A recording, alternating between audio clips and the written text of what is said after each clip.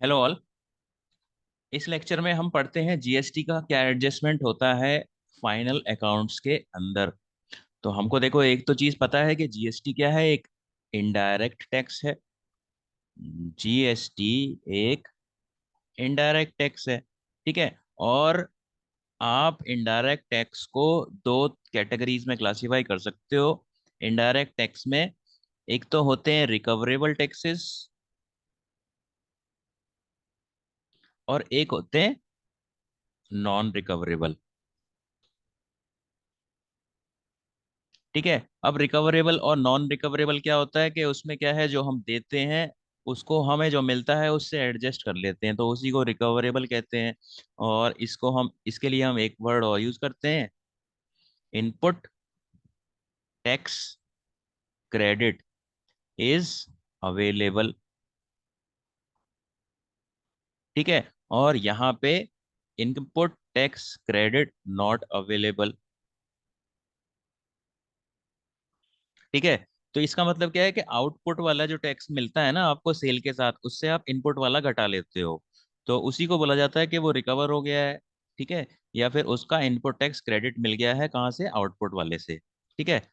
तो जैसे कि देखो, आपको पता होगा कि आउटपुट जीएसटी अगर 10,000 रुपये है, ठीक है, और इनपुट जीएसटी 8,000 रुपये है, तो हम क्या करते हैं, इनपुट वाले को आउटपुट से एडजस्ट कर देते हैं और 2,000 रुपये बच के आता है आउटपुट वाला।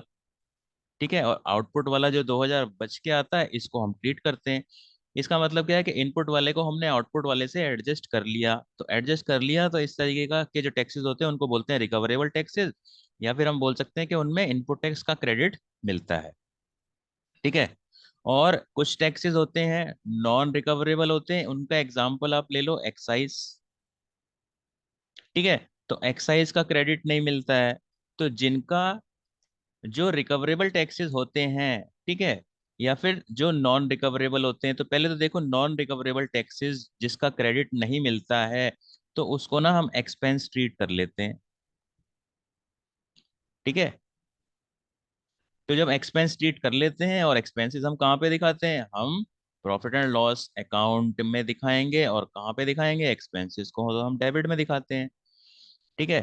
तो जो नॉन रिकवरेबल टैक्सेस हैं, जैसे कि एक्साइज टैक्स हो गया, उसको हम प्रॉफिट एंड लॉस में दिखाते हैं, क्योंकि वो एक्सपेंस है, क्योंकि उससे उसका हमें क्रेडिट नहीं मिल रहा है आउटपुट वाले से। ठीक है।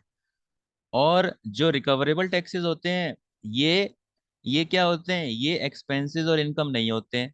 ठीक है। नॉट एक्सपेंसेस या फिर इनकम।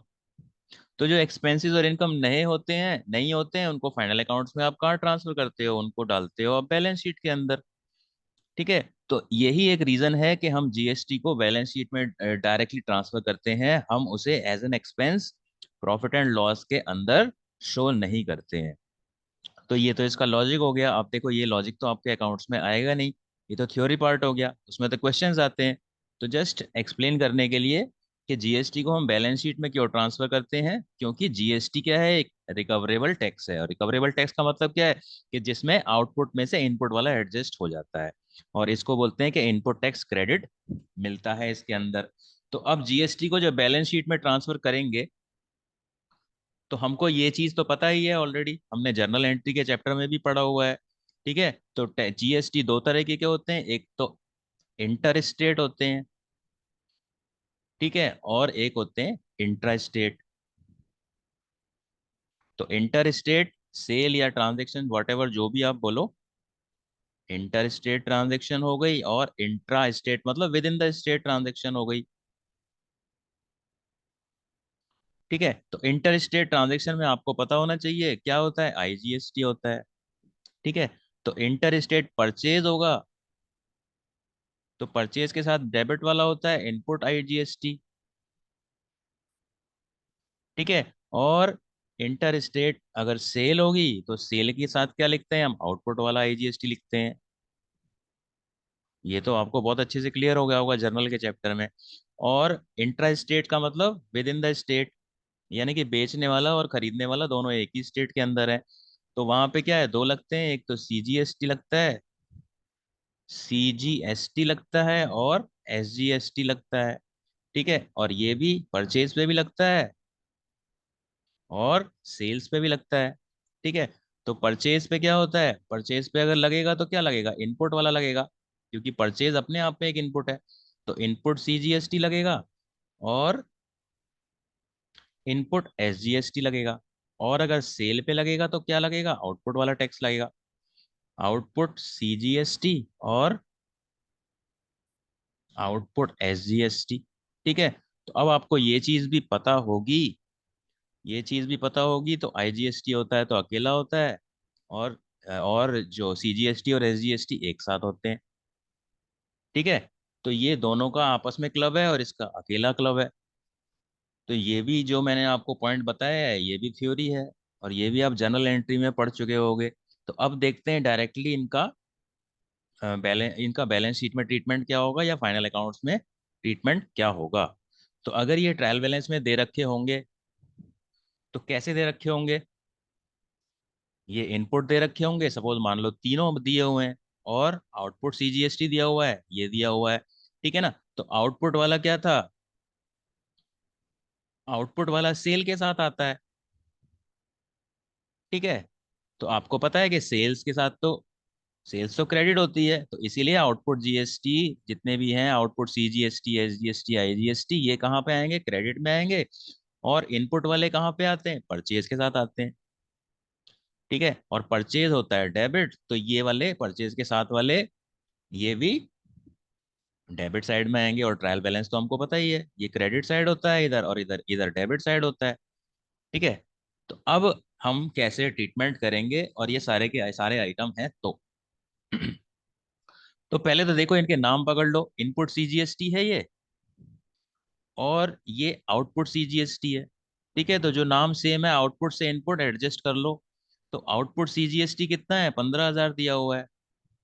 ठीक है, इनपुट CGST कितना दिया हुआ है, 10,000 दिया हुआ है। तो ये आपस में एडजस्ट हो जाएंगे।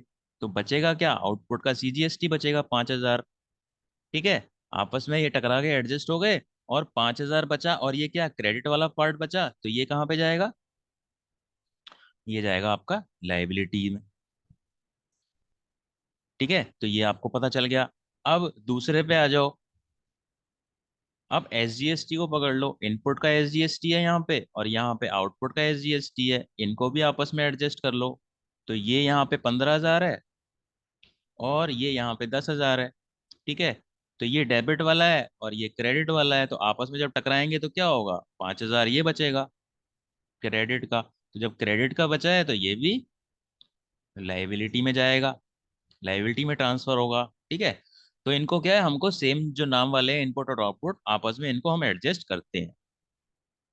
फिर देखो तीसरे को एडजस्ट करो, इनपुट IGST है और यहाँ पे आउटपुट IGST है। ठीक है तो क्या है, देखो इनपुट IGST 20,000 है। ठीक है, और आउटपुट IGST 10,000 है। अब देखो आपको अजीब लग रहा होगा कि इनपुट वाला ज्यादा है आउटपुट वाला कम है, सेल तो ज्यादा होती है परचेज कम होती है ना। तो इससे फर्क नहीं पड़ता है। आप ये देखो ना, आपने परचेज किया 1 लाख रुपए का सामान, उस पे आपने GST दिया, और सेल किया सिर्फ 20,000 का सामान सेल किया। ठीक है, तो सेल बहुत कम है इसीलिए आउटपुट वाला कम नजर आ रहा है आपको। ठीक है, तो ये केस हुआ होगा। तो इनपुट और आउटपुट को फिर एडजस्ट करेंगे, तो आउटपुट वाला क्रेडिट 10,000 है और यहाँ पे डेबिट 20,000 है, तो क्या बचा, देखो इनपुट वाला ज्यादा बचा, है ना। तो ये 10,000 रुपये डेबिट, तो इनपुट IGST के नाम से ये डेबिट है, तो डेबिट वाली चीजें कहाँ पे जाएंगी, आपकी एसेट्स में जाएंगी। तो ये एसेट्स में चला जाएगा 10,000 रुपये। तो इसका मतलब क्या है कि ट्रायल बैलेंस में जितने भी GST हैं, ये छः के छः नहीं जाएंगे, ये आपस में एक दूसरे से एडजस्ट होंगे। ठीक है, और अभी मैंने थोड़ी देर पहले आपको बताया था कि देखो इन इन ये क्या है, रिकवरेबल टैक्सेस हैं, और जहाँ पे इनपुट टैक्स क्रेडिट मिलता है, इनपुट टैक्स क्रेडिट मिलता है, इसका मतलब क्या है कि आउटपुट से इनपुट वाला मैंने एडजस्ट कर दिया। ठीक है, तो यही एक रीजन है कि ये बैलेंस शीट में जाते हैं तीनों के तीनों। तो इसका एडजस्टमेंट क्या होगा, देखो बैलेंस शीट के अंदर एक तो आउटपुट CGST जो मैंने आपको निकाला, देखो CGST में आउटपुट वाला ज्यादा था, 5,000 रुपये। ठीक है, और आउटपुट वाला क्रेडिट होता है तो लाइबिलिटी में चला गया।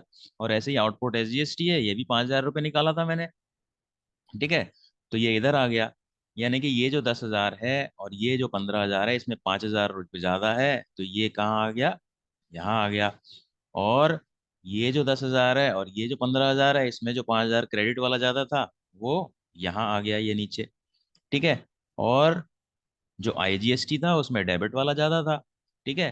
तो ये देखो, ये 20,000 रुपये में से मैंने 10,000 रुपये एडजस्ट किए, तो ऑफ कोर्स डेबिट वाला ज्यादा है, तो ये कहाँ चला गया, 10,000 रुपये एसेट साइड में चला गया। तो फाइनल अकाउंट्स के अंदर GST के ट्रीटमेंट में सिर्फ यही चीज है, ठीक है। तो सेम नाम के आपको आपस में एडजस्ट करने हैं, और जो ज्यादा होगा, डेबिट डेबिट वाला ज्यादा आ रहा है तो एसेट में डाल दो, और आपस में एडजस्ट करके क्रेडिट आ रहा है तो आप उसको लाइबिलिटी में डाल दो, ठीक है। तो ये एडजस्टमेंट है आपका GST में। और थोड़ा सा मैंने आपको ओवरव्यू भी बता दिया कि GST क्या होता है और बैलेंस शीट में क्यों जाता है, और प्रॉफिट एंड लॉस में हम इसको ट्रांसफर क्यों नहीं करते। So that is it for this lecture, thank you.